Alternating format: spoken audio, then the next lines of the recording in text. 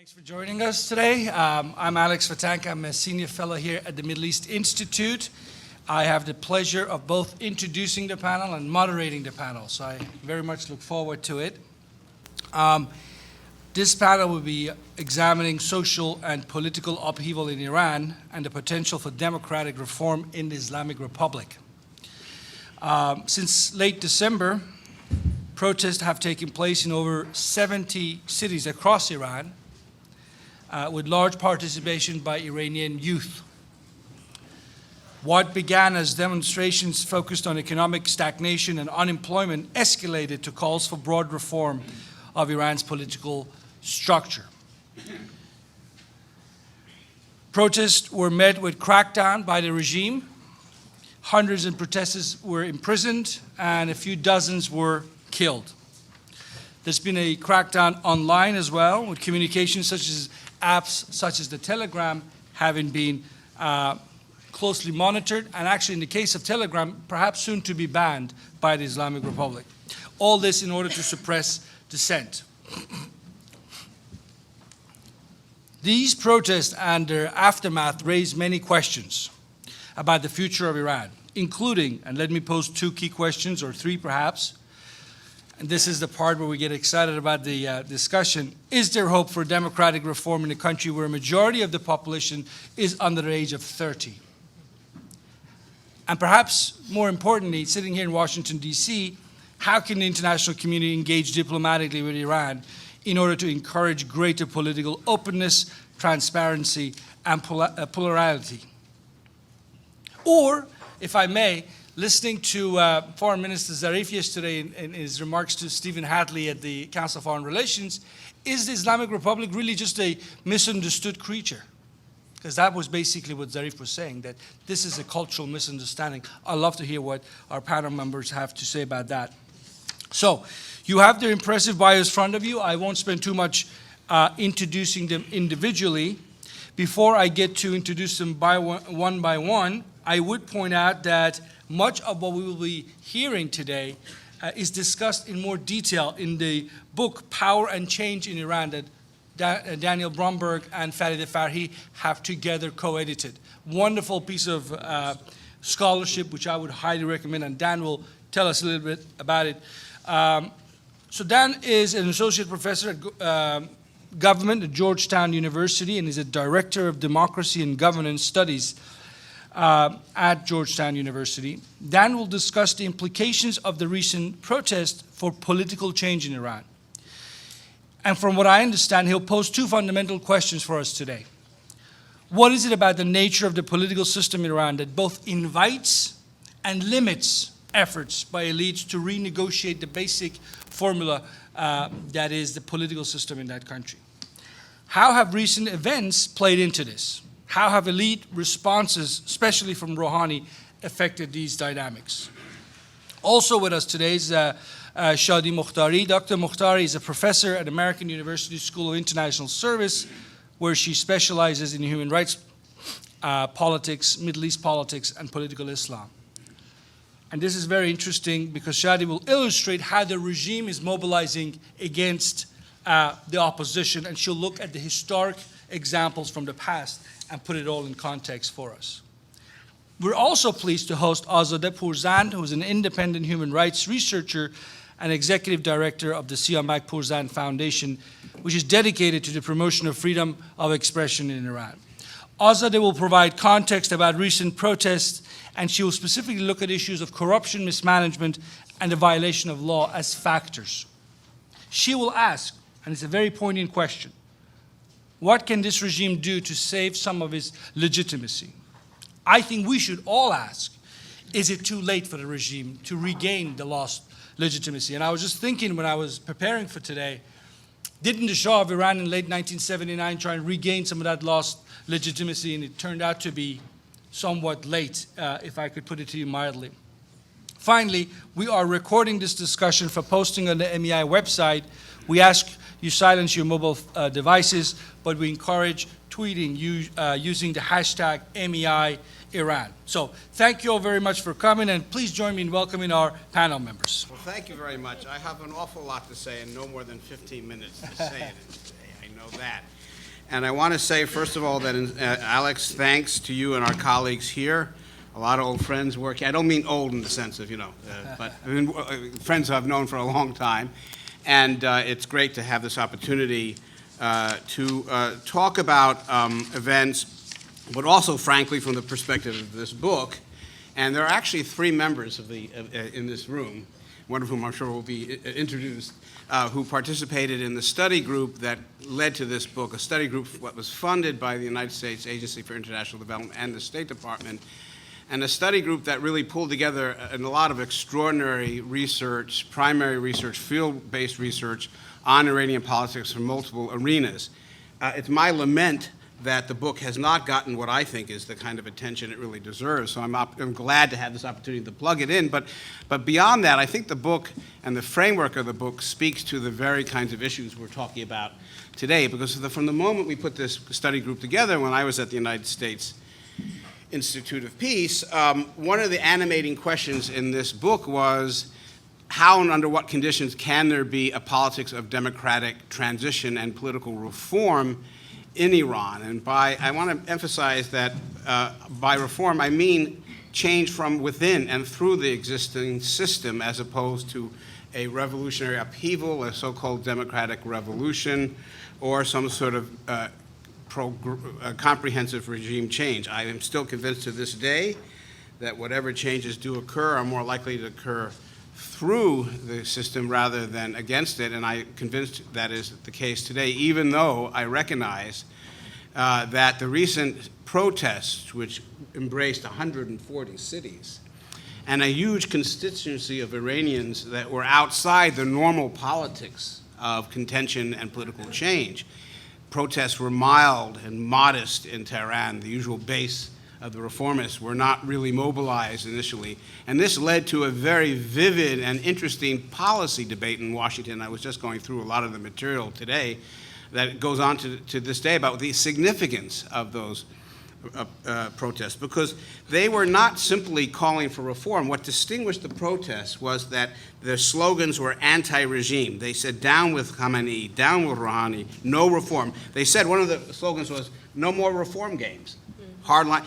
And, and you can understand that, in fact, from their perspective of these people whose grievances were many, but in many cases social and economic, for them they were simply fed up. I mean, fed up. And not just with the repressive nature of the regime, but with the economic and social climate. And I think it's worth emphasizing that all this takes place in a kind of broader context of major sort of upheaval. We have the whole question of the falling value of the currency. We have the question of the succession struggle to Khamenei. We have the whole question of the legitimacy of the system. And we know, I've been a student of autocracy all my life, regimes that lack legitimacy can go on and on and on. Because ultimately, I think the question in this moment, and it really is, the next year or two could be momentous in that regard. But momentous in a way that I would suggest is going to be more modest, in the sense that whatever change is going to happen is going to have to link this social upheaval from the ground to the political dimension of the Iranian system and the reformists from above. I don't know, having studied sort of transition politics for a long time, and as emphasized in the introductory chapter that Farideh and I spent about 3 months writing, I think, if I recall, that I don't know of a change that takes place, minus a sudden collapse of the regime, that doesn't have some sort of negotiated process by which by radicals from below, and we can consider the protesters from below as radicals, increase the leverage of reformers from above, and they invoke this leverage to push others in the regime to open up the system. What I'm looking for here is, the word democratization is not one that I like to use. It's very unclear. A political opening, a political relaxation, an internal detente, a backing away from abuse of human rights. I would consider that major progress. Major progress. And that's what I'm looking for. And I'm wondering and imagining how and what ways the recent upheavals will or will not facilitate that. In that regard, I commend a really terrific piece by Vali Nasr that he wrote not long after the upheaval, in which he said, Until and unless the urban middle classes and the poor join in common cause, as they did in '79, there will be no revolution. And there will be no transition. There has to be a linking of the reformists from above. And so I understand that when the protesters say that it's the end of that game, we don't want reform, I get it. Because in point of fact, we know that if reformists are going to have any leverage, they need the radicals mobilizing. The challenge for reformists is always how to leverage the radicals without them getting to a point where they simply provoke a response from the hardliners and the whole thing shuts down. And that's always been the dilemma. So I want to talk very briefly about what are the contributing and what are the factors that promote, facilitate a transition politics, as I would call it, and what are the factors that work against it. And I have to say at the outset that I think the factors that work against it are very prominent right now, probably stronger than they have been in a long time, despite the fact that we have this upheaval from below. And that has largely to do with regional and internal and global factors that are going to make it really hard for a kind of effective coalition of the kind that Vali is talking about here to emerge in Iran. So what are the factors that sort of abet a transition politics, a negotiated politics? Well, there are many. First of all, Iran is a factional system with multiple different groups, and they represent very different perspectives on the future of Iran. And I don't think this is merely a game. I think it's serious business. And when reformists are put in prison for years, it's a measure of how serious this so-called game is. It's not a joke. People go to prison, sometimes they die, because from the perspective of the regime, you can't be just, particularly the hardliners, you can't just be a little reformist. It's like being a little pregnant. For them, there is no, any reform is a slippery slope. So I take this dynamic very seriously, and I think that you've had in Iran under Khamenei an effort to sort of close the space to these multiple factions, to undermine the Islamic left and what might be called the Republican right, represented by the late Rafsanjani, and to sort of close the political space. Rouhani's election in 2013 looked like it might be an opportunity to reopen the political arena to these multiple players. And even from the point of view of the supreme leader, that wouldn't be a bad thing, because to become dependent on any one faction is destabilizing in the context of the Iranian political system. So Rouhani came in there with a great deal of optimism. He had this idea of the wave, anti-violence. There was, I saw Zarif in New York. I mean, he was bouncing on the floor. There was this sense of expectation. And that the reopening of the political arena to these multiple factions is an important factor. The fluidity is both a plus and a minus. Another factor, of course, is a parliament which is elected. Limitations on who can run and the rest of it, but it is elected. You have a president who's elected by the country. Iran is not what's conveniently called an electoral autocracy. I could talk about that. But it is a system in which elections play a role in challenging the rules of the game and negotiating and creating a space for negotiation. So I think that's a very important part of it. And you have the dissonant, the multifaceted nature of the Iranian ideological sort of arena that was inherited from the revolution, which creates space for making all kinds of arguments about all kinds of reforms. So there are the elements in the Iranian system which could facilitate a negotiated transitional political game, if you like. But I'm more impressed by the limitations right now, particularly. And what are they? Well, first of all, as I was alluding to before, if I may use a few academic expressions, Iran is not an electoral autocracy. It's not the PRI in Mexico. An electoral autocracy, the rules of the game are controlled by the regime, but oppositions can mobilize and use them to achieve power. In Iran, the elections provide space for competition and negotiation, but there's a veto player. And the veto player is the supreme leader, the Revolutionary Guard, the Council of Guardians. We know who they are. If they need to, they'll step in and put an end to this game, and that's a crucial factor which limits the capacity of change to take place through the electoral system itself in that regard. So that's one factor. Another factor is the fluidity of the factional system. I mean, Iran has factions, but it really doesn't have parties. And of course, the participation party was banned some years ago. But it, you know, those of us who read the material know that it consisted of like 22 different factions. So the factionalization creates fluidity, but it really limits the capacity of the opposition to coalesce, right? To coalesce. So, I mean, you got a veto system and a security apparatus behind it, and this fluidity of opposition politics. It can create a real constraint on the opposition.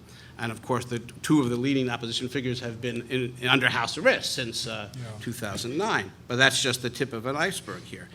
And finally, here's something that I think is really important and paradoxical. I've written about it in terms of Iran before, and that is, and I alluded to it a moment ago, in a context of a negotiated transition, to use the political science term, it's the task of the reformists or the moderates in the opposition to convince the regime that it can open up without losing power. I mean, we saw this in Poland, we saw this in Chile, this is the dynamic that takes place. And sometimes it can work to facilitate democracy, and sometimes it doesn't, but that's the challenge. And so you have to make the argument that your agenda is reformist and not revolutionary. And you have to provide guarantees behind that as well. As I said, from the perspective of the hardliners who see themselves, particularly the Revolutionary Guards, and an element of the clerical establishment, they're the guardians of the revolution, the ideology. And that ideology can't be slightly reformed. It can't be just tweaked. For them, no matter how hard Khatami tried when he was president, and Rouhani under different circumstances, to make the argument that they are incrementalists or evolutionists or whatever, not revolutionaries, from the vantage point of those in power, that's not a convincing game. Because they see any opening as the path to oblivion. And so, the ideological constraints backed up by the huge resources of the hardliners, the Revolutionary Guard, and the economy and elsewhere, the capacity to mobilize, those are all huge constraints. And that's why I'm going to give a talk at George Mason in a couple of weeks. I said, this is the politics of multiple detours. You go down the road of transition, then you detour here, and then you go back here, and you sort of don't get anywhere. And I think that these young people who have been rising up are saying, we're fed up with that. The problem is that the actual alternatives are not obvious and could be worse. I really want to say, you could have a hardening of this regime. And finally, I would like to say something very quickly, and I'll close here. You have in Iran, a situation of Iran's unprecedented engagement, let's put it that way, in the region, obviously in Syria right now. And it's interesting that many of the slogans of the protesters were, we're not paying for Syria anymore. We're finished with Hamas. We're finished with because a lot of the protests were about economic corruption that was touching the Revolutionary Guards and their interests. I mean, this is a very complex subject, and we could get into it in a discussion. And so, but the fact of the matter is that I don't think Rouhani ever imagined that Iran would be in Syria where it is today. I mean, I don't agree with the kind of perception that you see in some arenas that this was a plan that Iran just pursued systematically. It evolved in a certain way, but Iran finds itself implicated in Syria and the events recently in a way that really makes it complicated for Rouhani to do what he said only a few weeks ago, and that is to insist that we have to focus not only on the economic but the political implications of the protests. And that brings me to my final point, and here I'll close, and that is, what's the date on May where our president has to decide whether he's going to? May 12th. Yeah, that's going to be a big day. I mean, we have this paradoxical situation where Pompeo has gone to, talk to the North Koreans, but there ain't no talks going on with Khamenei like that. Pompeo's not going to Tehran or anywhere in the neighborhood, as far as I know, even though his election to the seat of Secretary of State seems to be going pretty well. But it seems to me that if the administration pulls out of, judging by Rouhani's statement yesterday, judging by other statements, including Zarif in New York, and he's been on television and CNN and the rest of us talking a lot. Anybody knows Javad knows he likes to talk a lot, right? Judging by those statements, the reformists and the hardliners will close ranks. The situation with the United States will escalate. This is really all very bad. It really reduces whatever leverage the reformists have in that context when the hardliners and the so-called reformists have to sort of coalesce in opposition to the United States. It brings us back to the bad old days, and it reminds us, of course, that ultimately, from the perspective of the hardliners, conflict with the United States is essential to their political leverage at home. It is the path to reconciliation for the hardliners is a path to diminishing, if not greatly reduced, power at home. And so while the confrontation with the United States may be something that will undermine the reformers. From the perspective of the hardliners, the administration will be doing them a big favor because they were never in agreement they didn't want the agreement from the beginning. They feel that Iran has upheld its end of the bargain, and now they're in a well-placed position to make the argument and to pull the reformists along with them. So the regional climate is not good, and if we consider the rise and increasing power of autocrats in China and in Turkey and elsewhere, and in Europe, it's a moment of enhanced global autocracy that doesn't really fit well with a kind of reformist agenda or a negotiated outcome. So I think there are aspects to the situation that are encouraging, but many that are discouraging. I think the good news is I think Rouhani understands that as much as possible his challenge is to leverage the protests in ways that will increase his political leverage at home. It's just been a set of circumstances that have not made this. And I'm quite surprised when I review Rouhani's statements over the past couple of months. He's been quite forthcoming. Maybe he has to because he was part of the target of the protest. He's been quite forthcoming in his criticism of the regime and his criticism of the Revolutionary Guards and his arguing for diminishing their economic resources, despite all these constraints. But it's one thing to go from verbal statements and press conferences and statements to forming the kind of coalition that Vali Nasser talks about in his piece and creating a context for a more robust political opening. Thank you. Great. Thank you, Dan. Before we go to Shadi, if I could just ask you two quick follow-up questions, if I may. One looking backwards and one speculation looking ahead. Again, it's important for us to remember that Iran's struggle for democracy is 10 years old, going back to 1905, 1906, constitutional revolution. And here we have an academic, we can press him. Tell us what, in terms of structural obstacles, makes this journey so hard for the average democracy-seeking Iranian with 100-some plus years behind him? What is it that is unique, if anything, in the case of Iran? And before you answer that one, Dan, also look forward. And I know I'm putting you on the spot, but look forward for us. You mentioned the key centers of power. And you mentioned two of them. Well, you mentioned all three: Khamenei, the supreme leader, the generals in the Revolutionary Guards, and the presidency. Khamenei is going to be turning 79, if I'm not wrong, this coming July. People are talking about the succession process already. Could you, and I know you know Iran very well. I think I know what you're about to ask. Could you see a situation where Rouhani and the Revolutionary Guards, despite all the back and forth that we see right now, actually end up cutting a deal and move forward? And I say that because there's a number that you should know about, which is very significant. 26 million Iranians live in absolute poverty based on the Iranian state's own statistics. Nobody can cut corners on that one. And you mentioned the demographics, that's just going to build up, that's just going to get worse. So with that number in mind, wouldn't Revolutionary Guards and Rouhani, for the sake of survival for both of them, find a way to coexist post-Khamenei? Maybe, and it's in that coexistence that you find the opportunities and the constraints for some sort of political pact. Alex, those are great questions for a conference, so let's start thinking about that right now.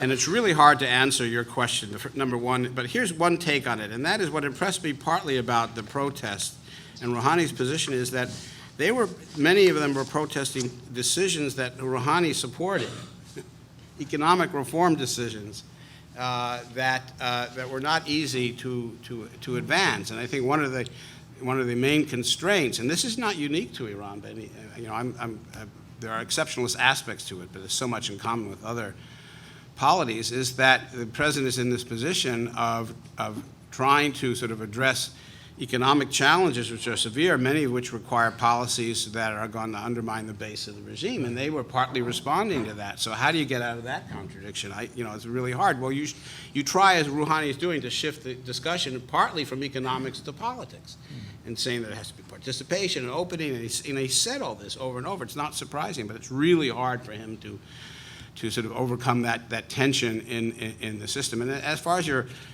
second question, well, I don't know. I mean, my late father was a prominent Soviet talag, as they called him back in the old days, a criminologist or whatever. And, I really find it hard to sort of look at, make predictions about, he used to say, wait till it happens, then predict the outcome. I would say that what you're envisioning is a possibility. I also think that moments of succession are hugely important. Look at 89 and 90 in Iran. It changed in part the nature of how some of the system worked, the nature of the constitution. I argue in my first book on Iran, Reinventing Khomeini, in the last pages, that the nature of the paradox of creating this position of supreme leader, which was invented, right? This is not, it's partly invented. Iran is, we forget, hundreds of years, but 79, right? This is a young state. And the paradox is that it's the leader who has the authority to sort of rewrite the rules of the game. So the struggle over that position is very charged because of the capacity of the leader to step in. And I think that, therefore, you're going to see a lot of jockeying. And will Rouhani and the Revolutionary Guards light on the kind of leader who might be willing to sort of begin to talk about change in other regards? I've seen various predictions, including Rouhani as a possibility. I can't imagine that. I can't imagine. But it's going to be a huge moment. It's really why the protests create this context of upheaval, opportunity, and limitations as well. Thank you very much, Dan. Shadi, the floor is yours. Okay, thank you. Thank you so much for this opportunity to kind of pull my thoughts together from what has been happening the last few months. So I'm going to be talking about something slightly different than what you said I would be talking about, and that is kind of the cycles of protest and civil society and public contention that we have been witnessing in Iran recently. And I'm going to begin with the Green Movement, which is where my book chapter focuses. But certainly this is not to say that, protests and cycles of public contention started with the Green Movement. We had several rounds of that prior.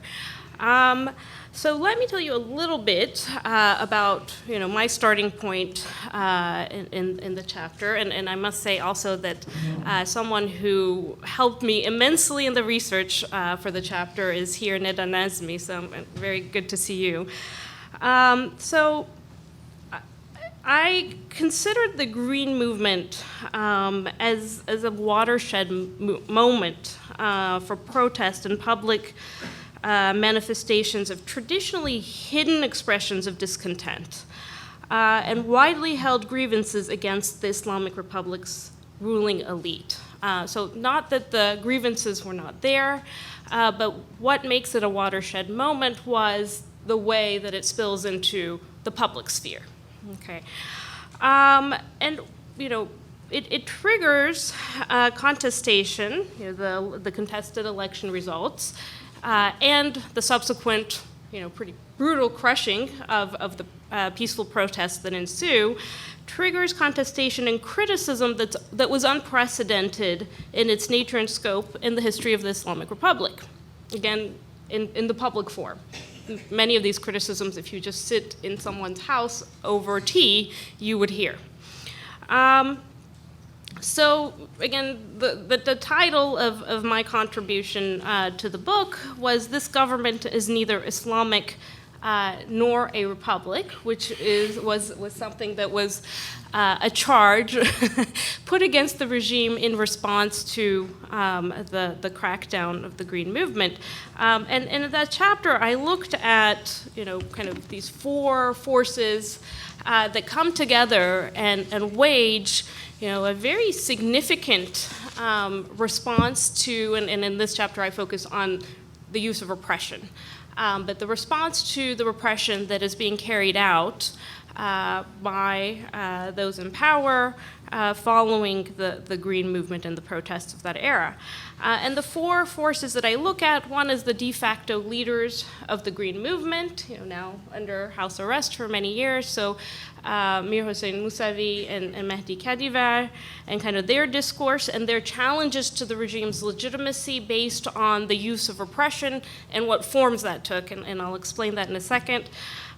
Two, I look at mostly high-ranking dissident, a group of dissident clerics. And obviously, their critiques of the Islamic Republic and the regime that lays claim to being kind of the guardians of the revolution is particularly potent, right? So when it's coming from clerics. The third source of the response I look at is jailed opposition and civil society activists. Many of their responses actually come in the form of these prison letters, a collection of prison letters, that we could look at and kind of the discourses that come about through those letters. And finally, kind of popular forces, the broader population, the perception of the population vis-a-vis the regime, its ideology, its institutions, and its claim to legitimate rule. So what I find in these responses, and a lot of this is still present, as I'll discuss in a minute, but what I find in these responses is arguments that, one, the behavior of the regime is un-Islamic and betraying the revolution and its asserted ideals. Okay, and there's many variations of this that you'll find in the chapter, invoking Imam Ali's rule and his notions of justice and saying, the persecution, the use of oppression that we are seeing today flies in the face of that. Okay. Then there is the argument that the regime is oppressive, essentially. And so what we see at that time is reformers openly speak about acts of torture and rape in Iran's prisons. And this is happening now even in the parliament, which was unprecedented to that point. And what is significant here in terms of delegitimizing the Islamic Republic is, this is a regime that comes to power with the claim that we are going to be instituting a morally guided society, right, based on morals of Islam. And there are many kind of forms of sexual segregation and rules to follow to kind of implement that vision of morality. And here you have these reports of very elaborate accounts of people being sexually assaulted and raped in Iranian prisons, which again are not being now discussed just in opposition media or foreign media or being discussed in the private realm, but are being discussed in the parliament. So that was a significant development. Another argument revolves around the idea that the regime is corrupt, both kind of in the traditional sense of corruption, corrupt officials in any country, but also, again, morally corrupt. And that ties into what I just discussed. And finally, the notion that the regime is clinging to power through the force of coercion alone and really doesn't have much of a popular mandate. Okay. So the discourse, in a sense, both reflects and fostered significant delegitimizing effects on the hardliners' ideology, institution, and again, claims to legitimate rule, as I mentioned. And in the era, so what happens after the Green Movement in the era that corresponds with Ahmadinejad's first presidency, we see a, marked decline in public contention, any kind of civil society activism. It is really, spurred by the repression. You have activists in jail or in exile, essentially, and all openings for contention seem to be essentially closed off.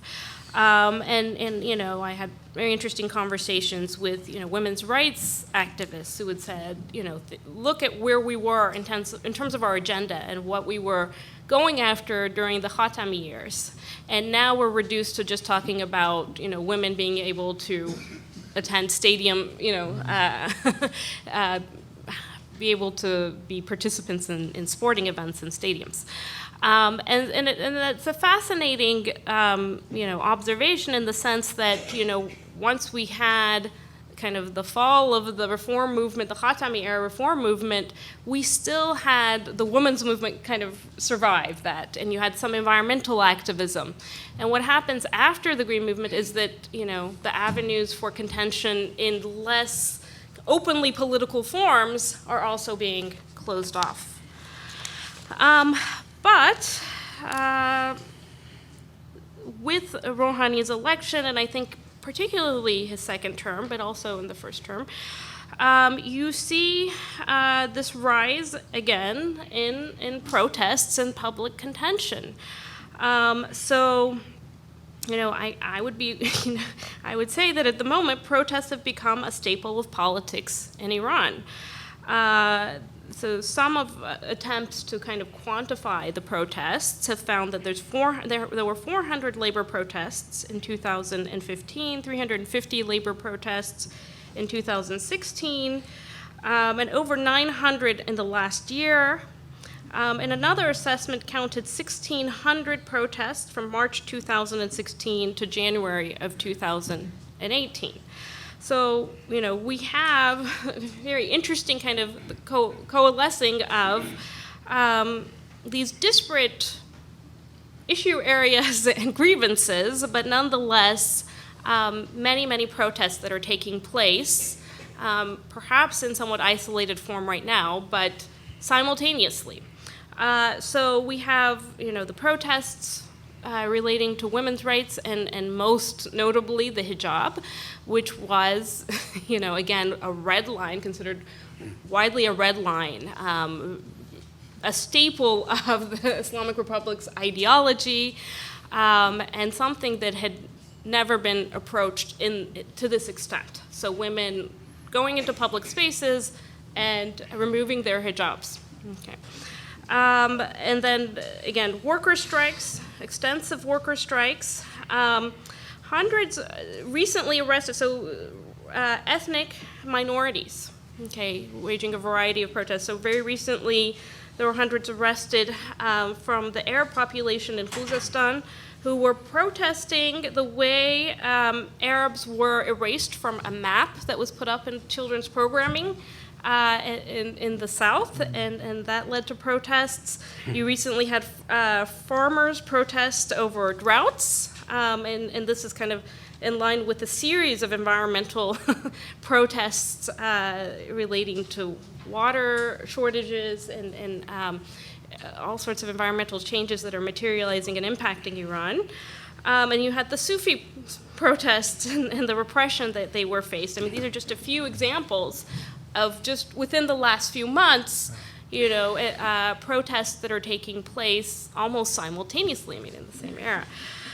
At the same time, you have, people who are in prison, who are writing protest letters, who are kind of prominently part of public consciousness for a large segment of Iranian society, in a sense that, their stories and the stories of their repression, the way they're denied medical care, or, how women who are women's rights activists who are in jail and their children are suffering, their 3 or 4-year-old children are suffering as a result, the cruelty, the stories of the cruelty of the regime get out, either through the prison letters or through the coverage from foreign-based Iranian or Farsi language media.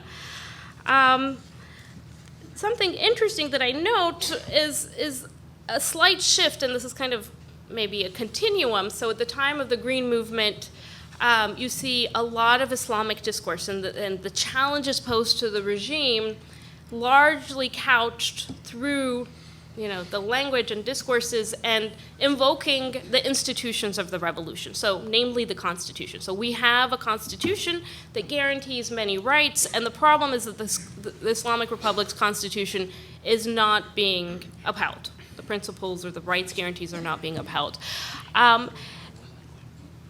You do have some secular challenges as well, but I think we are moving more in the direction of look at the Islamic Republic's hypocrisy in terms of not what they espouse to be, pious and upholding values and the promises of the revolution vis-a-vis the poor and juxtaposing the revolution to the oppression of the Shah's era. So that those discourses and those challenges delegitimizing the ideology of the regime are certainly, ever present, but there's also increasingly more self-standing criticisms, and maybe we can talk about why that's important later. So, you have head of the, I forget his name here, I had it somewhere, the teachers' union leader, Ismail Abdi, so criticizing the state for not upholding the promises of the revolution, but also invoking the Universal Declaration of Human Rights, by way of an example. So what I would say, is that there is some interesting shifts. So there's some continuity in terms of cycles of contention and protests. And it's not linear. It's not absolutely linear, but we are moving in a direction in which the protests and the discourses are increasingly challenging the regime in more forceful ways, more direct ways. And of course, this culminates in the January protests and the slogans of the protests that Dan already referred to. What I would say about the legitimacy of the regime, I think that by and large, it's safe to say, and Sadegh Zibakaram recently got into, into trouble for saying that if there were open elections in Iran, only 30% of the population would vote or have, support the regime. And I think that's right, I think, from what I can ascertain. And the ideology of the regime is widely viewed as tired, emptied of its meaning, meaningless, and really a tool, something that's being instrumentalized and a tool of, a certain group of people who are either enriching themselves or augmenting their power in a very traditional authoritarian style, but not anything that is really meaningful in any way. So the ideological legitimacy is largely, I think, there's not much for the regime to work with there. So when the ideal, you get the staples of the ideologies, discourses around the West imposing its values on us and that type of thing, I think what it really triggers in a lot of people in Iran is not just, a rejection of it, but more anger because it makes them think about and kind of reflect on the hypocrisy, what they perceive to be the hypocrisy of the regime. So I think the key questions to kind of grapple with is, are these protests and what Dan referred to reformist or revolutionary? And the other question is how much of a threat to the regime are these protests? And in terms of whether they're reformist or revolutionary, I think that the aspirations are aspirations in the sense of what ideally we as Iranians would like would be a different regime. Okay, but there's an element of pragmatism here, and that's derived from the experience of the revolution, okay, and then the Arab uprisings. So, I think the pragmatism comes in here where people say, we can't unseat this regime without knowing where we're going beyond that. That's what we did last time, in a sense. And that's certainly what has befallen the Arab world. And so we need to know where we're going. And that is, I think, the biggest, what the regime has going for it in terms of how much of a threat these protests are, is the fact that there really isn't any leadership. There are no coalitions. I mean, there are these disparate protests that are taking place simultaneously. And you have a lot of the ingredients for a revolutionary movement, But at this point, you're missing a few very key ingredients, as I think Dan was also mentioning. And I mean, I think it's ironic that, whether intentional or not intentional, the destabilization that we see in the in the region broadly, and particularly what befell Syria, is, this huge cautionary tale for Iranians in terms of how far to take the protests. I mean, at some level, I used to argue that it was, that Iranians don't have the stomach for coercion, the coercive apparatus, the repression that the regime has no problem kind of bringing out when challenged. And you see in the discourse of some of the people involved in the protests, in the January protests, this idea of, we'll take the repression, I'm just so fed up, and it mirrors kind of some of what we heard in the Arab uprisings. And yet, I think, so even if we move beyond that, fear of the repression, there is still this barrier of who do we have to, come in if we do pose a serious challenge to this regime. I'll leave it there. Thank you very much, Shadi. That was wonderful. If I may, before we go to Azadeh, just one quick reaction. If you want to comment on it, please do. But I want to be very cynical and say there is no reform movement in Iran today that matters. Okay. They have the numbers in the parliament and so on, but reform movement of today, really, we're wasting our time trying to monitor their activities. They don't stand for anything meaningful, and they certainly don't have the appetite to stand up to, the Revolutionary Guards or the Supreme Leader's office. Just a comment. By the way, I mean, along those lines, the wife of Mehdi Karoubi said, I believe last week, Rouhani has done nothing for the imprisoned political opposition leaders since he took over in 2013. Literally nothing. That's the wife of a key opposition leader. And they just met with him the other day, in fact. Went to talk to him and berate him. Right. But on a larger point about continuity, Shadi, and Dan talked about continuity and how the system preserves itself. In 1989, this 49-year-old guy who was a mid-ranking cleric by the name of Ali Khamenei became the supreme leader of Iran for one reason only. He was the only consensus candidate the regime as a whole could agree on, not because of his qualifications or anything like that. That was a moment where the regime tent was pretty big. The regime tent was pretty big, and so many different factions still wanted to preserve the regime. Despite their differences, they wanted to preserve it. I asked the question, what about today? The regime tent is much smaller. You got people like Mahmoud Ahmadinejad outside the tent. Others could leave the tent. If there is going to be continuity, it's going to be on a much narrower platform than what they had last time around. How do you see that one play itself out? And on the point of opposition, again, this is a very dark scenario, but this is the Middle East, so it's allowed to have dark scenarios in mind. The fact that opposition in Iran today is leaderless, as we witnessed in December, that's good, right? You don't have leaders you can target. But what's bad about it in the context of Iran, a multi-ethnic society, is you might have local opposition leaderships pop up, and that's where you end up with an issue of secessionism, separatism, Baluchistan, Kurdistan, you name it.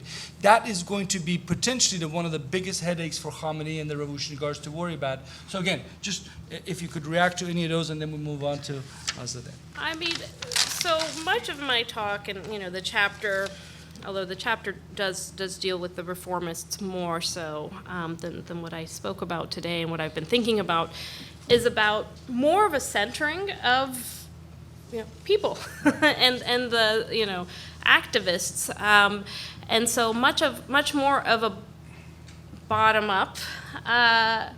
View of at least where the center of some of the biggest contention is happening, being more, at the bottom rather than the top. Although I would, to some extent agree with Dan in the sense that you need some openings at the top and some of this contention. But in terms of the reform movement, there have been so many mutations, and even so, you mentioned, Karoubi's wife saying that Rouhani has done nothing for the prisoners. Well, Karoubi and his wife are part of the reform movement, right? So there's a lot of internal kind of contestation. A couple years ago, Asif Bayat was speaking at American, and and I asked him. He was talking about post-Islamism, and I said, well, when I talk to some of the reformists who are now in exile, that were in the parliament of the Reform Parliament of the Khatami era, they talk about essentially we need separation of church and state. So, or mosque and state or whatever. So there is, so I asked him, what happened to the post-Islamists? What's the post after the post-Islamism? And they've gone in many different directions. What I have also noticed, though, is this pragmatic shift to, we don't, as a reform movement, we shouldn't necessarily be in your face. We need to find some common ground, right? And again, this element of pragmatism, but what does that do? That waters down their critique and then distances them from the grievances that are much more, fired up grievances on the ground. Right. So. Thank you. That's what I would say. Azadeh, please. Sure, thank you. The book chapter that I worked on is mostly on rule of law and political fractions that happened during the reform movement. I have chosen not to fully focus on it, partially because I co-authored that book chapter with a wonderful lawyer who happens to be my mother, who is in the room, Mehrangi's car, and I don't have her depth of knowledge and legal aspects, but please, you're welcome to ask her questions after this panel. What I'm trying to do for my part is I really use it as an opportunity to think about my observations, especially working sort of more with civil society strengthening program, therefore much more focused on micro aspects of what's happening in Iran. And I use this as an opportunity to put it back in perspective and look a bit at the macro level and the contentions that are happening in the ruling elite, leading to the protest and now after the protest. So one of the things that, we have been now talking about some of the causes of the protest, so I won't go too much into it, but I think one of the clear causes that everybody talks about is the economic grievances, with the caveat that, we have obviously heard slogans that have gone as far as rejecting the political system of Iran in its entirety, which was in many ways unprecedented. It's true that the protests were a surprise in the way that they happened, and their timing and all the cities that I would say many of us, even Iranians, hadn't heard about. Some of the towns, it was the first time we were hearing about them, which is, I would say, quite embarrassing. But it tells you a bit about how much we all have been neglecting a big part of Iran, and how much we have been very much, capital-centric to Tehran and some of the other major cities. But that aside, I don't think the grievances that were stated were really that much of a surprise, and if they were, it just means we weren't doing our job right.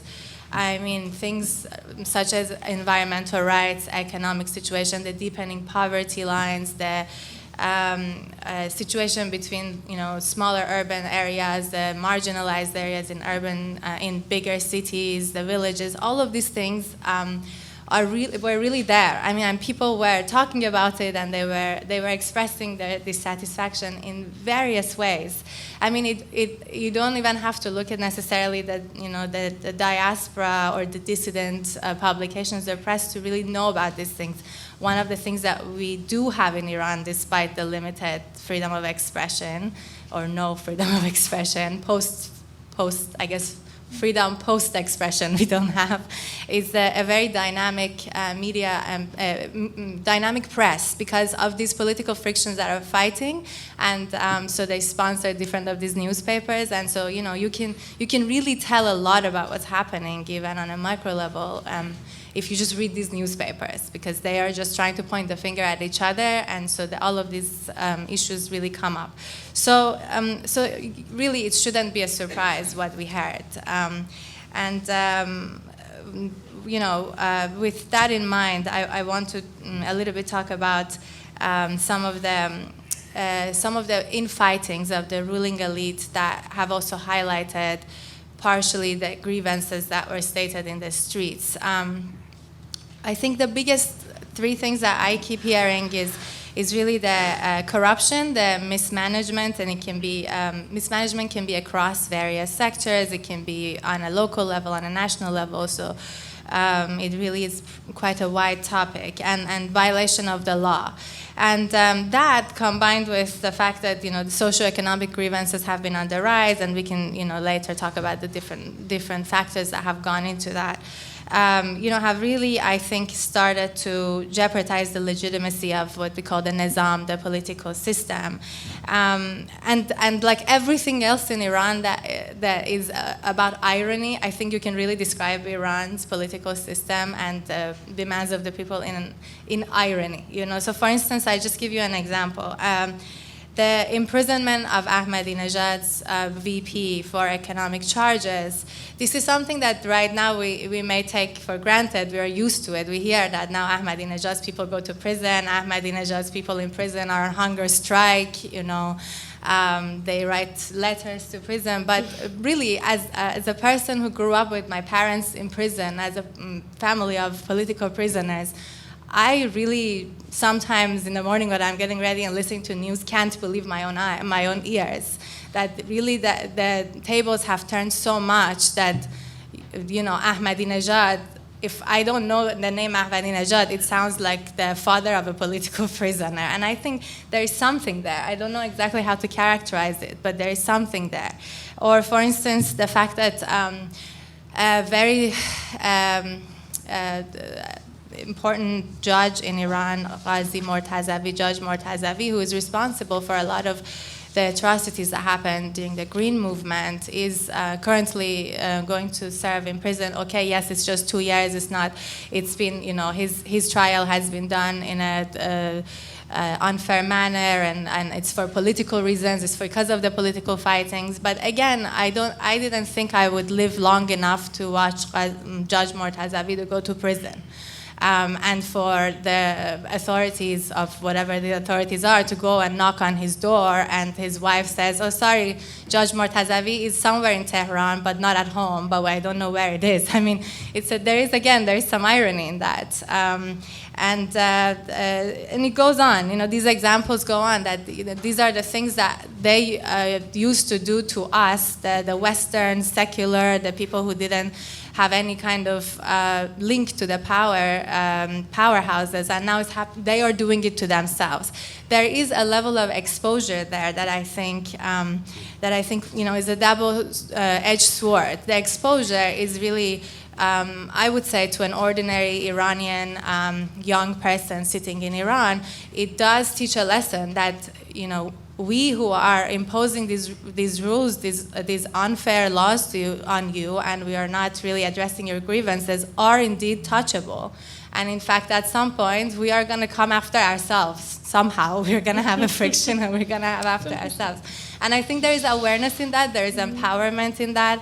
And then on the other hand, this is not exactly, you can't call that rule of law, because it's the most minimalistic, probably, version of rule of law applied on them, and, goes on and on. But there is, I think there is a bit of, comedy, tragedy in that I personally pay attention to, because it's interesting to see that the perpetrators are feeling your pain in this very peculiar way. And so, that being said, I think what we call the moderates, and again, as a disclaimer, I think there should be a whole other session on the meanings of these words. Like Shadi Jan said, the ideology of this government is now emptied of its meaning. I think a lot of these other words we use have probably also become questionable, like conservatives, reformists, pragmatists, moderates, all of this. So I'm sorry if I use these things, but it's because just that's how it's used now. So anyways, the moderates, I would say, yet again have lost the opportunity to really address a lot of these grievances that we're hearing on the streets. And what is surprising to me, as somebody who really grew up with the reform movement, the reform movement has made me who I am in many ways, for the better or worse, is how did the reformists, or that now maybe we can call them, and fraction of them moderates or pragmatist moderates, didn't think about the fact that they don't have constitutional power to make reforms. For how many decades are we going to hear about this? I mean, they keep running for the office and they make the same promises, and when they are elected, they start complaining that they don't have the constitutional power.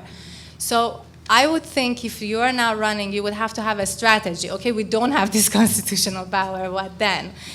But it seems to me that somehow the willingness, the determination is not there to really find a way around it. And it really surprises me because there is definitely a question of seeking power that the moderates have too. It's not exactly that they only care about the people alone. So that, with that, I would say that one of the things that has really been helping the Islamic Republic in recent months is that the grievances of the less affluent have not been met by the grievances of the more affluent. And I think that's going to be the ticking bomb. It's going to be when the people in larger cities like Tehran are going to also come out in the street.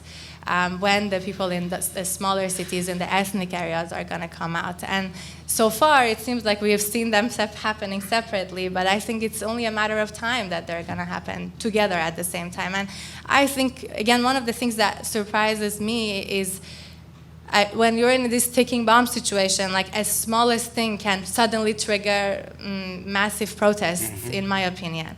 So in a situation like this, you wouldn't ban Telegram. I mean, I sometimes wish I was an advisor to these people because Telegram is something that the youth use. It's something that is essentially, they call it the Internet of Iran, is helping a lot of small businesses.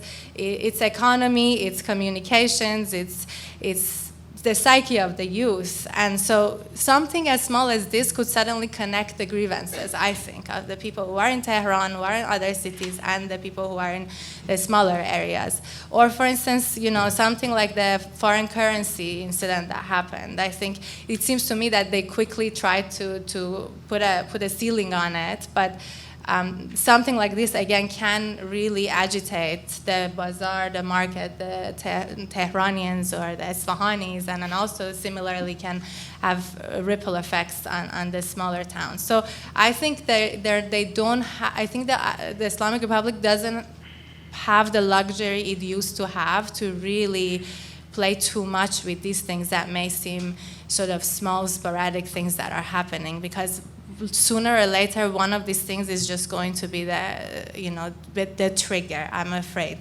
And I wanted to talk about something that I think Shadi again pointed out, so I will not go too much into it. But I think really the Islamic Republic has been fast losing the holy premises that it has had, even among its most zealous constituencies. And I don't really know how exactly they're going to fix it, or is there a way for them to rebuild some of that? But it is something that it's in some ways, I think, for them should be quite worrisome, because they can't keep coming and making these speeches that has to do with the ideals and the holiness of the Islamic Republic. And I think that the duration of these speeches and their impact is just going to minimize, and again, it's going to lose the effect that it used to have.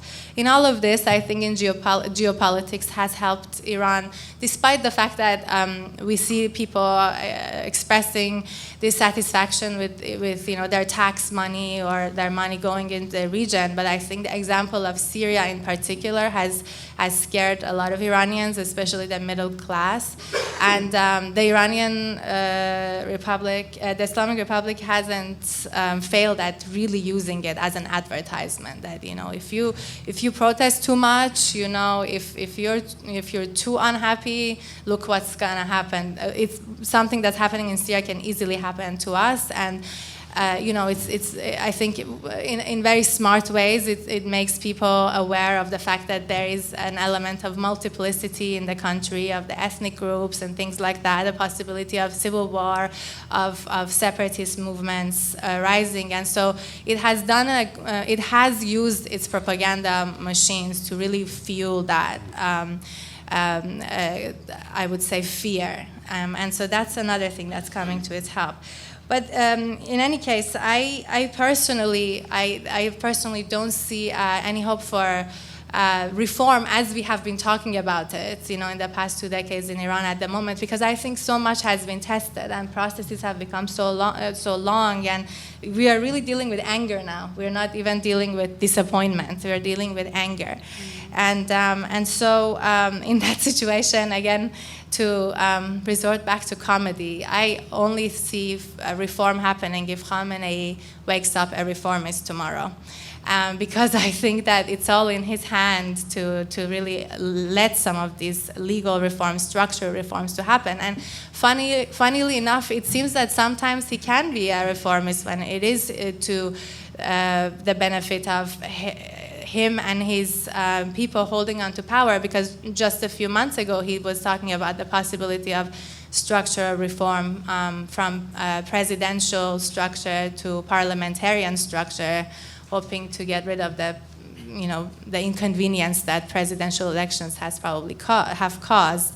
And so, it's something that he said, if I see that it will be necessary, I would do it. But I think some of these reforms have to be, if reform happens, we can't only resort to small things anymore. Like, for instance, like they amend the law that is for drug smuggling in order to hopefully decrease the number of executions that are happening in Iran, which is not even proven if it's going to happen in practice. It's going to decrease executions.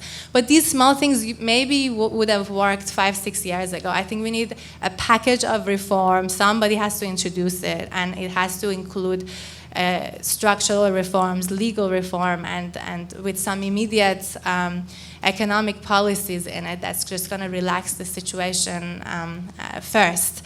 And so I'm very sorry to end it on a little bit of a negative note, but we can always hope that Khamenei will wake up a reformist tomorrow. Let's hope for that. Thank you, Azadeh. Before we turn to the audience for questions, just a quick question from me for you.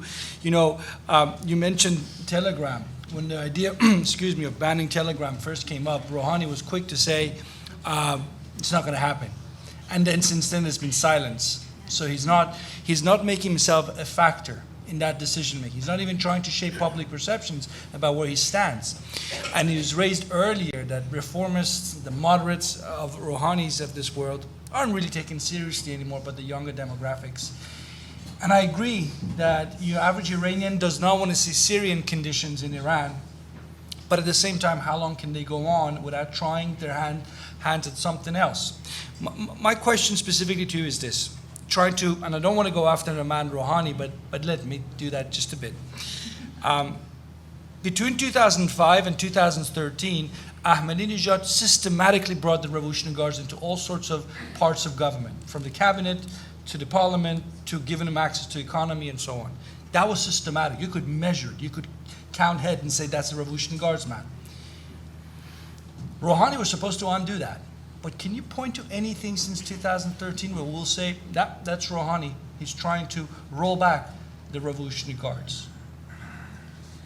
I think that if I'm not, and I think you guys people in the crowd may know better, but I think he has made statements that we can consider a direct criticism of the IRGC, the SEPA. But I personally don't think he's done anything in practice. But it's also, again, it's a question of how much he could without losing his current position. My point is, sometimes maybe we don't need him in this position. Maybe we need a moderate or a reformist who will do something, drop the pen, and leave. Maybe the people of Iran need a hero. And the hero. I would say we're very lucky Ahmadinejad is not their hero because of all the corruptions. It is a real danger when you don't have someone who really has some sort of moderate approach and behavior and doesn't take a stance. And if that stance means that you have to resign, right. But I personally haven't seen anything in practice, but I think there have been instances of speeches and direct criticism. Thank you. In other words, Rouhani is a reformer to the extent he's allowed to be by Khamenei. and not an independent figure as such. Anyway, we have 20 minutes for Q&A.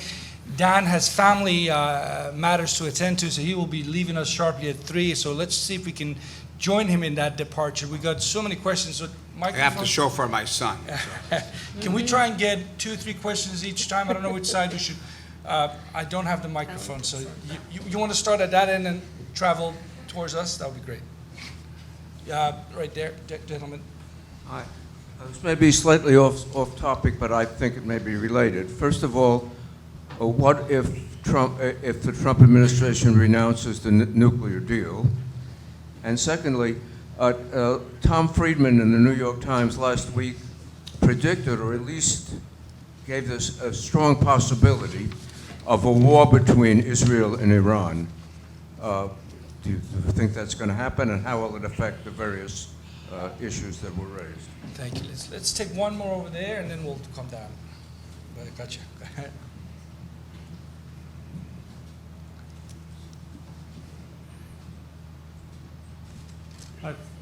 Is it on? Steve Winters, the independent consultant. Just one quick comment. You were talking about the criticism that the behavior of the regime might not be in accord with the highest Islamic standards. It reminded me of an apocryphal story from the early days of the revolution after Khomeini had returned, and somebody ran to Khomeini and said, "Sir, they're shooting people, we're killing people." And Khomeini said, "Look, it's a revolution. People get killed in revolutions." But the question is this. I'm not so familiar with the situation in Iran, to say the least, but I am familiar with youth thinking in several other countries, and I've been absolutely shocked by the comments that are coming from, for instance, young Vietnamese looking back on the history and the regime in their country, to the extent, for example, in the South, the youth say, "Oh, we wish the Americans had won the war, because then we'd be where the South Korean youth are today." You know, top economics, material. And in the north part of the country, they're saying, "Oh, look at all these great French buildings that are left over. Why did we ever get rid of the French? I mean, this was high culture." I mean, to me, this is astounding. So the point being, really, could you do an analysis of the actual situation in Iran, which just focused on sort of the millennial thinking, or the youth, or the fact that these people are totally disconnected from all the conceptual frameworks that are baggage that we're carrying around, accumulated over the last several decades? Thank you. Can we take 2 more, and then we'll go back to the panel? Let's do one over here, please, up front, so we don't feel neglected up here. And we don't want that. Hi, thank you, everyone. Richard Kramer from the Foreign Policy Research Institute. Dan, since you have obligations, my question's going to be pointed to you. So you mentioned Poland. Looking at Did you say Poland, Poland? Poland, yes. So 1980, one of the reasons that the Solidarity Movement succeeded as it did was because that labor and the intellectual elite and the church all finally came together on a common page. They had a shared agenda and they pushed it forward. There's been some talk today a little bit about the disconnect between Iran's urban elite and the rural elite, or the working class.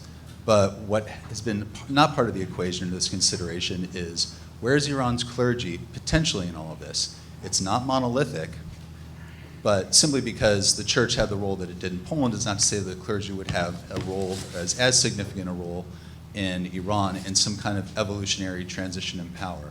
If you could comment on that, or if any of the panelists could comment a bit about where does the clergy fit into all of this, if at all, in your sort of prognosis of how things may go forward, I'd appreciate it. Thank you. Let's take one more, and then we'll do one round of answers, and then hopefully we'll come back for more.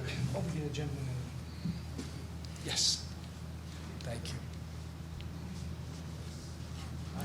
Referring to the first question, that if Mr. Trump walks out of the JCPOA, we've had 2 situations before. U.S. walked out of Paris Climate Accord and TPP, nothing happened. And Mr. Zarif suggested 3 scenarios. Scenario number 1 is that they work with Russians and Chinese and European Union, so which is more likely. So are we making a big deal out of this walking out of, U.S. walking out of this JCPOA? And is that be of importance? Because U.S. and Iran have never had any trade in the past 40 years been under sanction. And U.S. sanctions on dollar or secondary sanctions are there. Correct. Even during the Obama's time we were there. So it's basically a sort of a more of a political thing as opposed to a real thing. Thank you.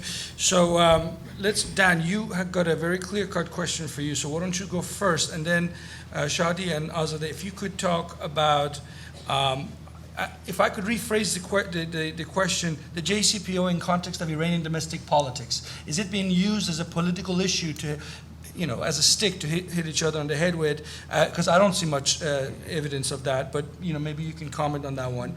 And also, if you could comment on the question about nostalgia for the days of the Shah, which I understood really what does a young Iranian who is in the streets in December of 2017, who does not remember the days of the Shah or the Iran-Iraq war, what do they think of the golden generation of their parents or their grandparents? What is your sense? And then hopefully, as I said, we'll get more questions. So Dan, you go ahead. Well, very quickly, it's funny you should ask this question. I was just talking to my students about Poland, and I sort of lived this because I knew a lot of people involved, including Geremek, the late Geremek. And of course, the Polish, you had this unity of the church, the Solidarity movement, and core, the intellectuals who advised solidarity. And you, of course, had roundtable negotiations. They sat around the table, and the negotiations were hosted by the military. It's a very unique situation. And then you had Gorbachev. So this all came together in a positive, perfect storm that's hard to imagine replicating. But part of the lesson here is the regional influence was critical, and this was a negotiated process. Of course, the solidarity was happy because the regime miscalculated. They had an election, and the opposition won. So sometimes those negotiations can open up space, but that's an extraordinary moment. I do want to say something about this issue of the millennials and the whole question of reform. I don't disagree at all with the perspective that the reformists are in many respects lost their steam. They don't have the kind of power, but in Washington we sort of judge things day by day, week by week, month by month, and this is a long story. And if we think about the rise of the reformists in the 90s, which I wrote about in my book, it was partly a consequence of the repression of the reformists by the regime. As you were talking about this, that you had these coalitions emerge, and the unintended consequence was that people started talking to one another. So that's part of what's possibly going on here. And the other thing is this rural, we live within the United States, this rural-urban dynamic, right? And the regime to recharge its autocracy batteries always would mobilize the countryside, right? That was the strategy. Yeah. And now the countryside's in revolt, and that's really critical. Mm-hmm. But I think, Vali again put it in this piece. The response of the urban is, oh my gosh, look at Syria, look at the region, so it's not only the absence of strong leadership, but a understandable proclivity to be risk averse.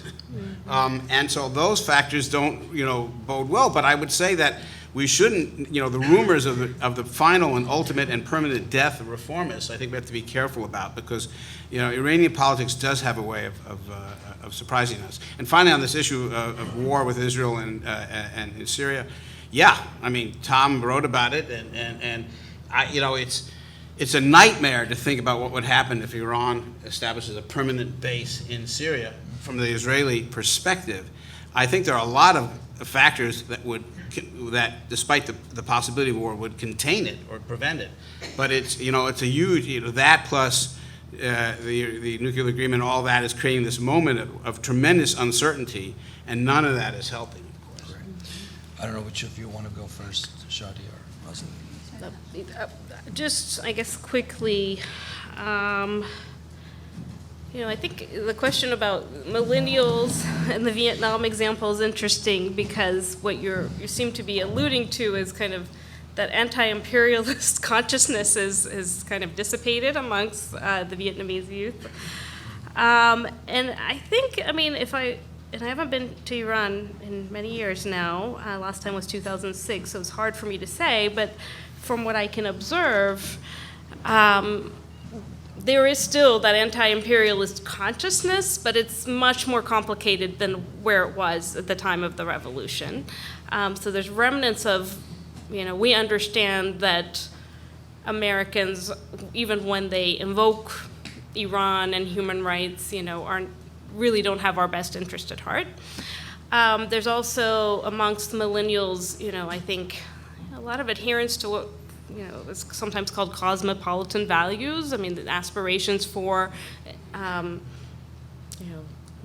more liberal democracy, more genuine democracy and rights and, gender equity.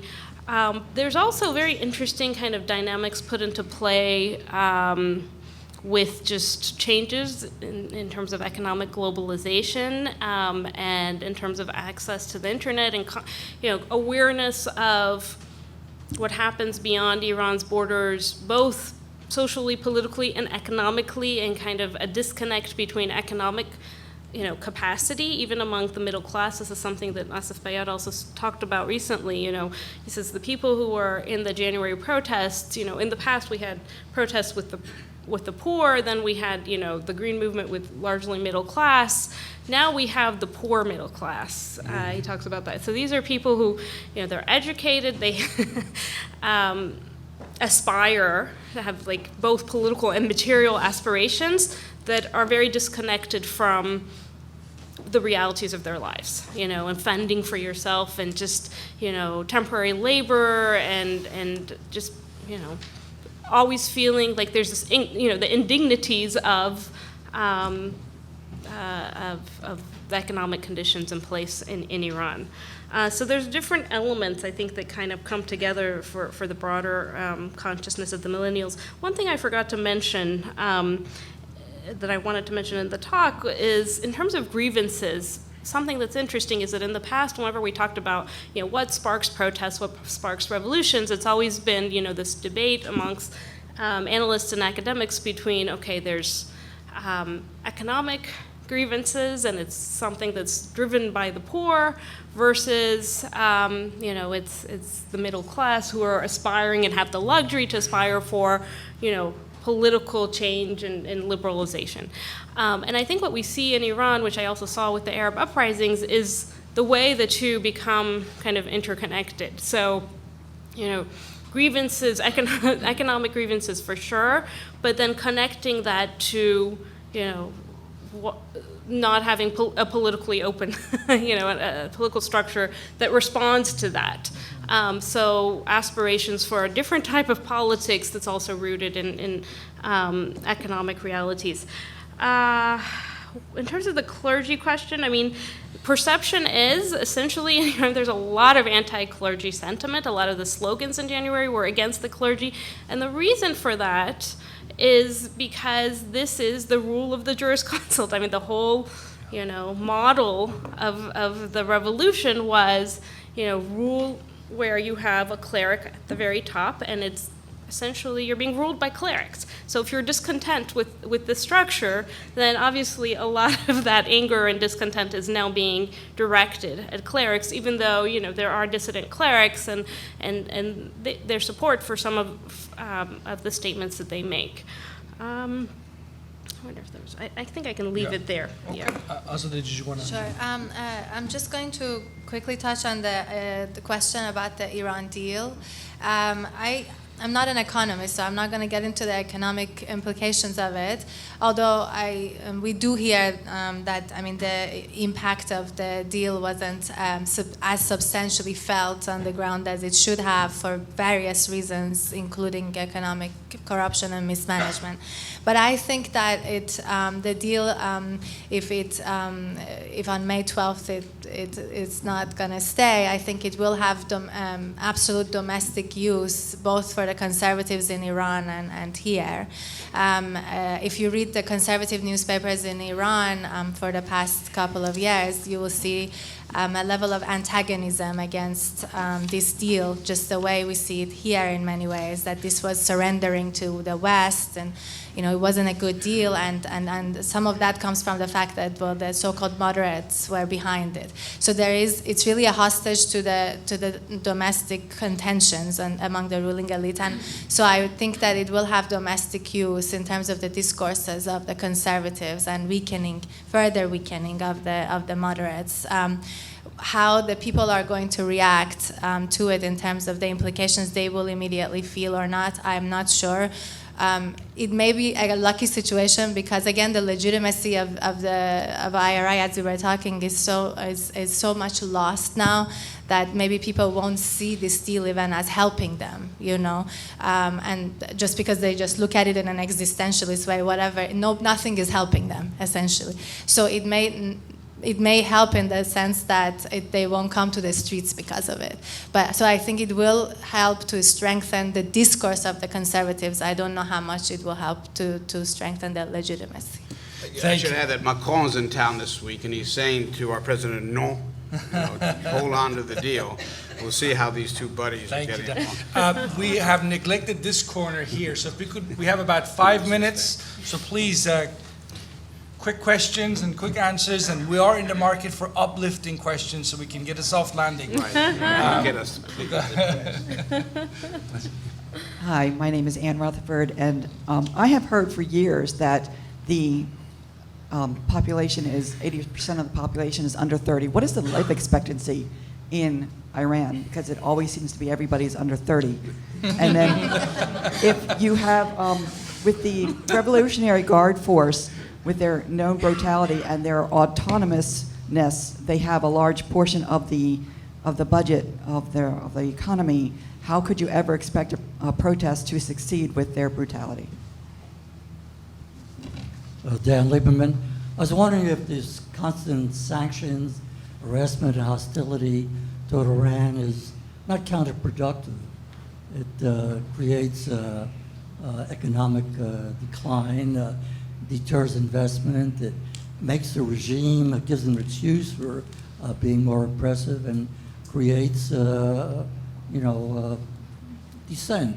I was wondering if Iran was just left alone, matter of fact, assisted to develop and became more prosperous, and the people became prosperous, it was more industrialized, that the regime then would feel more secure and would open up more, would not be as aggressive, and we'd all live happily ever after. Thank you very All much. right. One last That's question, uplifting. the gentleman behind, and then we'll go for the happy hour. Peter Humphrey, I'm an intel analyst and a former diplomat.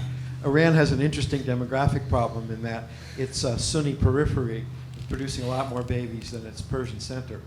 And by 2050s or 2060s, we got a real problem. The country may be majority Sunni.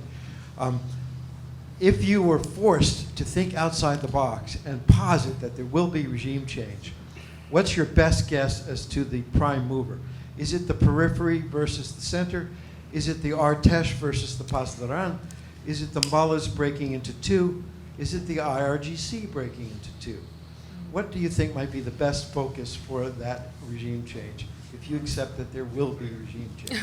Great, thank you. We've got about 3 or 4 minutes, so why don't you each take one? I mean, Dan, do you want to Yeah. take the I think sanctions? the prospects of regime change in the sense that we mean it are very remote. But The yeah. role of sanctions, useful or not? You want to take Well, that? I mean, it hasn't become an issue in the political football that the political football game that we might have anticipated, because I think everybody recognizes that whatever the promise of the sanctions, a lot of the problems of the Iranian economy have to do with the Iranian economy, exacerbated by the sanctions situation. The control of sometimes the numbers on how much the Pasdarans involved in the economy are debatable, and I think that some experts would really question. Kivan, who's contributed to our book, has a very interesting piece on that. But I want to say, on this question of brutality, one of the things that Iran's leaders have learned from the fall of the Shah is that indiscriminate brutality is really politically unwise. Because you start killing large numbers of people, you have a problem in that context. So, as I understand it, looking at the numbers, the protests, some 20 people may have been killed.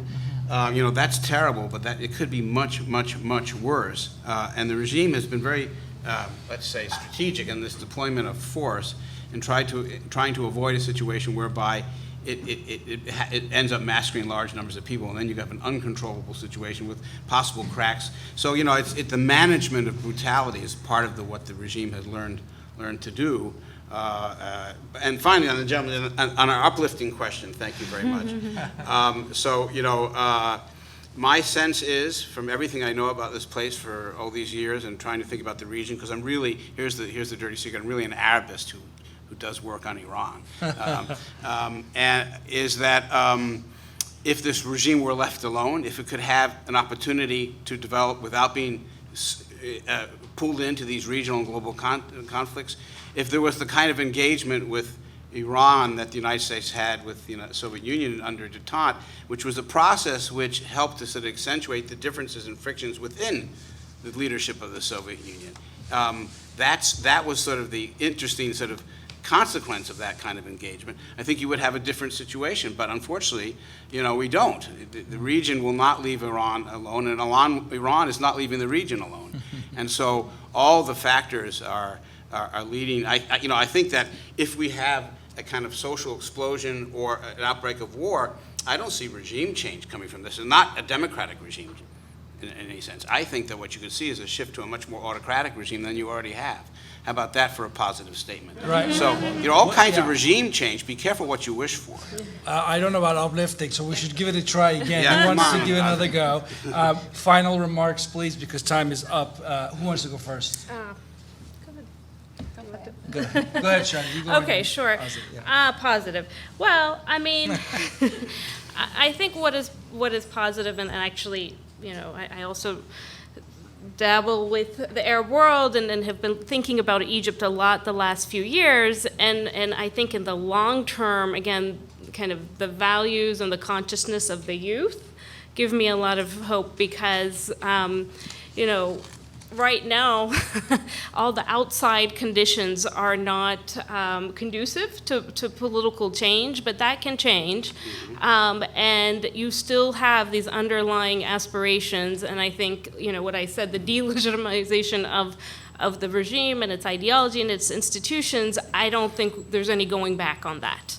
And so we just kind of have to wait for an opening, and you never know when that opening will come.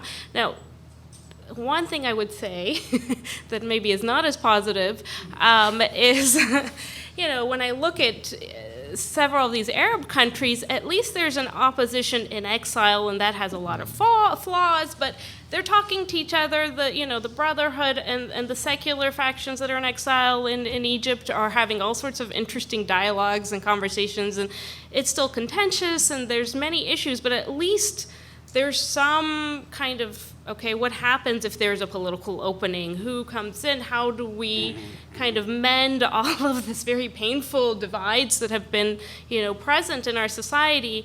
And that's not really happening inside the country or outside the country. Although, okay, more positively, I do see second-generation diaspora, Iranian diaspora, and the work of people like Hadi Qaemi, the Center for Human Rights in Iran, I think is fascinating because he is making all sorts of very interesting links, both with Islamists and with secular forces, and he's bringing in people in the diaspora, and so at that civil society level it's happening. So maybe that's a platform for, more conversations about what would we do if we had an opening for regime change. Great. And Azadeh, finally? Yes, I can't really answer to the very big questions that you had, but I can touch upon some of it. About IRGC, yes, I think it is a big factor in hindering any kind of dramatic change, I would say.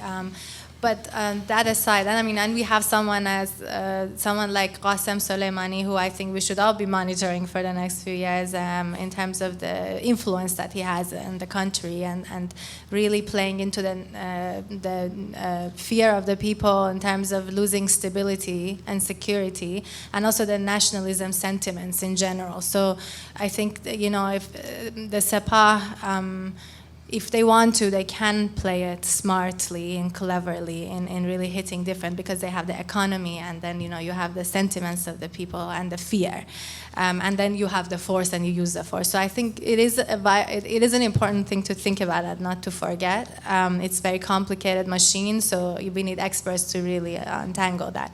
In terms of positives, I think that for me, also being in the job that I am in civil society strengthening, I am very impressed by the awareness of Iranian citizens across the board about their rights and really the depth of the discourse that happens. Again, I can't emphasize enough in the Iranian press that sometimes it's really, some of the things you read is just you wouldn't read in the dissident press and, you know, and the websites outside of Iran and things like that. So the depth of the discourse and the awareness about your rights, whether you want to call it human rights, citizens' rights, whatever rights, it's there and it's not new. And that's not something that any kind of this kind of government or a political structure can get rid of. And they have been using aspects of it to gain legitimacy, to have people, bring people to the ballots.